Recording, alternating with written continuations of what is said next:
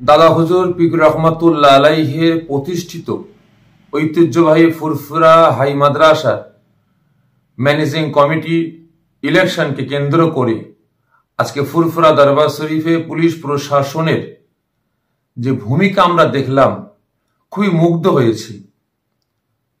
ফুরফুরা দরবার শরীফের তরফ থেকে আমি পীর সাফেরি সিদ্দিকী পুলিশ প্রশাসনকে আমি মুবারকবাদ জানাচ্ছি।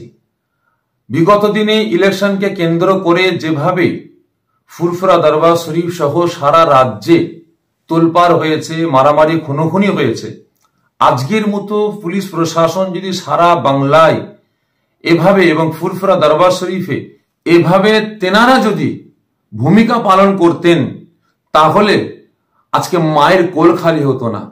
আজকে আমার এতগুলো দেশের নাগরিক, আমার এতগুলো ভাইদের আমাদের মৃত্যুর শয্যায় তারা সজ্জিত হতেন না। ভোটে হার জিত উভয়েরই আছে। আজকে ফুরফুরা হাই মাদ্রাসায় আইএসএফ জিতেছে।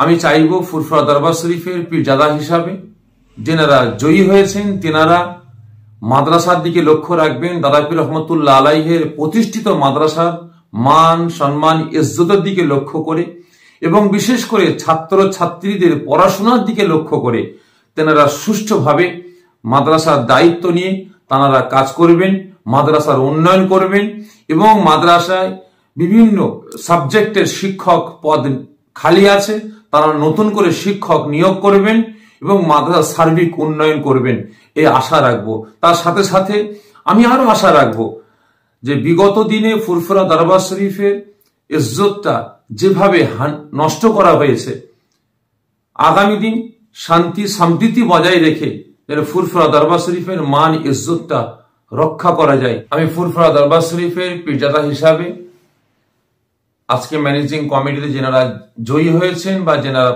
পরাজিত হয়েছেন, আমি উভয়ের কাছে অনুরোধ করব, আপনারা একে অপরের মধ্যে কোন রকম বিশৃঙ্খলা ঘটাবেন না। এলাকায় শান্তি সম্প্রীতি রক্ষা করে আপনারা মাদ্রাসার সার্বিক উন্নয়নের দিকে এগিয়ে যান এবং যেনারা জয়ী হয়েছেন, যেনারা পরাজিত হয়েছেন তাদের কাছে অনুরোধ করবো, আপনারা যেনারা জয়ী হয়েছেন তেনাদের সহযোগিতা করে মাদ্রাসার সার্বিক উন্নয়নের দিকে আপনারা লক্ষ্য রাখুন। কারণ এতে যুগ সংস্কারক মুজাদ্দিদে জামান দাদা পীর রহমতুল্লাহ আলাইহের নাম জড়িত আছে, সেদিকে লক্ষ্য করে আপনারা কাজ করবেন। বিশেষ করে আমি ফুরফুরা দরবার শরীফের পীরজাদা হিসাবে নতুন কমিটির জন্য দোয়া চাই। আল্লাহ পাক এনাদের দ্বারা দাদা পীর রহমতুল্লাহ আলাইহের এই প্রতিষ্ঠিত মাদ্রাসার সার্বিক উন্নয়ন করার তৌফিক আল্লাহ পাক দান করেন। আমিন।